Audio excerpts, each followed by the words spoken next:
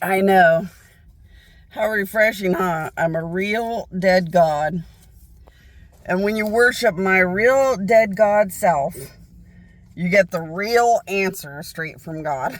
But you'd have to give me $1 that you're worthy to give me to figure out what my powers could do for you when you're worthy.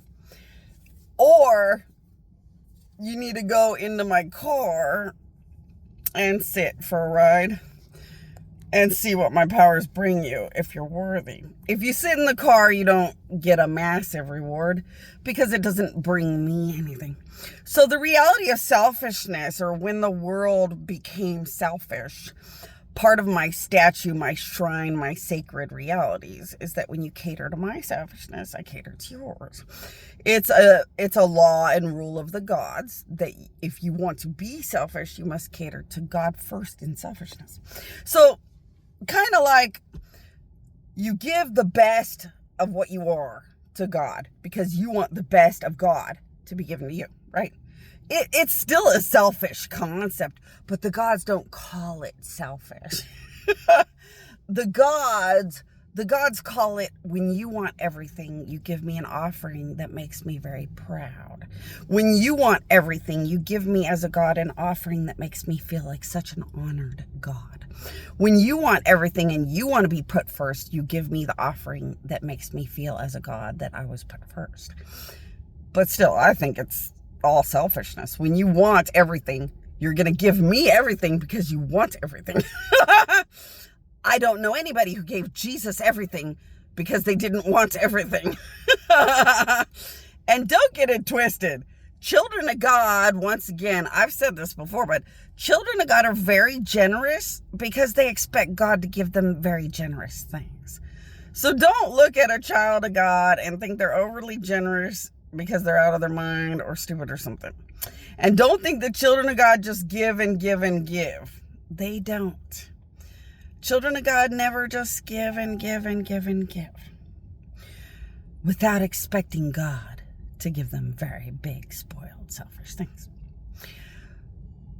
The first time a child of God does not get what they want, their generosity changes a lot. So remember that out of my mouth. As soon as God and Jesus don't give children of God and children of Jesus exactly what they want, based on the offerings that they give to God and Jesus, their generosity seriously, completely changes up.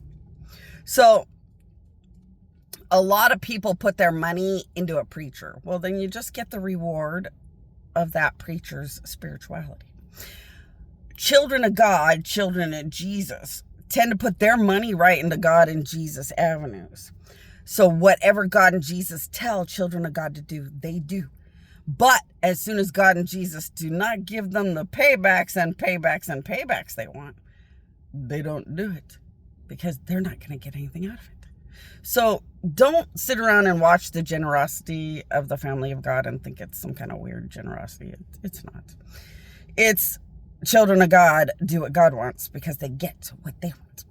It's what it is. I think in my religion, I'm just the beauty of honesty. You want what you want. I want what I want. And I call it religion. It's just the reality that I'm a spiritual, massive, powerful giant. And I know that you have what you want. Whatever that is in your brain, your dreams.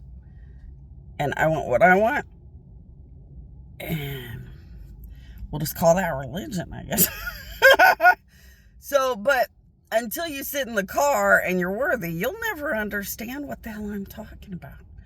And unless you put $1 into my existence literally after you know you're worthy, you'll never know what I'm talking about. So this is just a religious talk about my spiritual religion. And in my religion, as a dead God, you get exactly what you should get based on your morals and your deserving. And I spell it out week to week to get whatever you want as you go. And I think that's the best God and religion that could ever exist. Having a bunch of people check in with me once a week and say, I wanted this all week. and check to see if their morals deserve that or what they have to do plus or minus to get wherever they wanted what they wanted for the week. And like, that's a good week. And you put in whatever offerings I would expect, because you expect whatever you expect or whatever, and that it's a good deal. I don't live in this, like, God and Jesus do a lot of things. So God and Jesus will tell you to give blank to some poor person.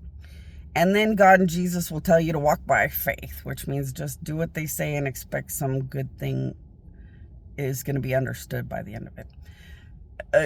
And God and Jesus like to do this whole, just, I don't want to give you good things or ask for good things. I want to play games and making your life a little bit hard to see if I hate you or like you anymore still, or want to hate you or like you anymore still. And God and Jesus will do that all the time.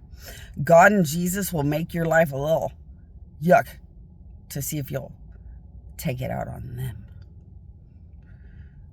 This didn't make it any better. But when Jesus was killed, God and Jesus don't like or trust anything.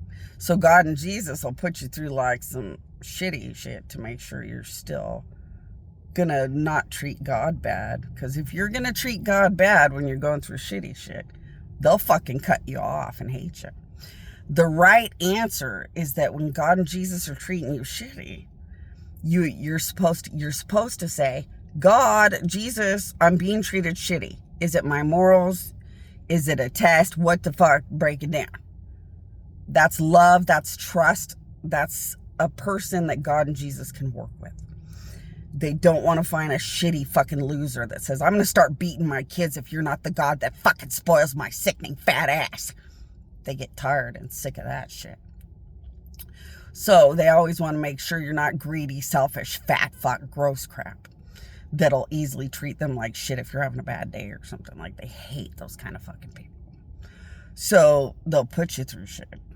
Watch out for that one, because the right answer is just to be appropriate God children and walk through it like that. See, I don't really believe in those kind of things, because I know I have a shitty day. I'm a dead God. Jesus has a shitty day. He's died for people that weren't worth it, but he still felt bad and let them go to heaven.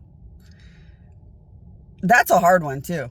When Jesus died, it was hard to let certain people get to heaven and live, because like, your stomach don't feel right, because like, they thought it was funny that Jesus had no upper hand and neither did God or something. And it's like, I just can't stomach you. I want you to die forever. But sometimes they laughed that God and Jesus had the upper hand and it was cool. But then they laughed embarrassingly that God and Jesus didn't have the upper hand. Now see, right there, God and Jesus want to forgive them, but it's so fuck you degrading. You know, when God and Jesus are bucks down, that's not, you know, they're going to hate you. Why? Because when you're poor, you want God to give a shit and put you back to wealth. When you're wealthy and you lose your wealth, you want God to drop everything and fucking give a shit and put your wealth back. You want God to give you everything and give a fuck all the goddamn time. So it was so hard to let anyone go to heaven and live when they would even degrade God or Jesus for a second. Because when God and Jesus are bucks down, it was so that you could get to heaven or something noble. So it's even more disgusting that you'd say or do anything. So this is where we're at as people. Life just is what it is. And there is no other options. There is no other ending. This is the end of the world.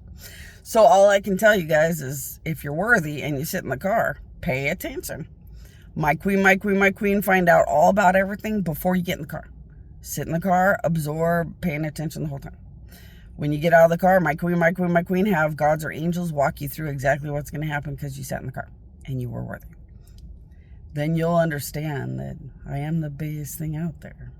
And you're not going to get anything from God, Jesus, or anybody like you'll get from me. But you have to be worthy, because I'm a snobby God from the top. And I only cater to the best. Wouldn't even care what else is alive ever. So, if you deserve a worthy dollar, I would think or say, my queen, my queen, my queen, make sure you're worthy to give a worship dollar to my dead God existence. And then my queen, my queen, my queen, have gods and angels walk you through the whole thing. Maybe the first few times, just so you understand the reality of the ins and outs of your existence as the worthy, and how it kind of works a few times till you get it. And then remember, there really is an island of gods that I hide and make open or closed. And people are getting into my island of gods. So while the dead keep getting more dead because no God would want them to live anyway, the alive are getting more alive and finding out how real God is. And it's your decision to decide whether you're going to stay in the spiritual stupidity of the devil won, or get to the island of gods, have a future with gods, and find amazing things. Good luck, and welcome to the end of the world.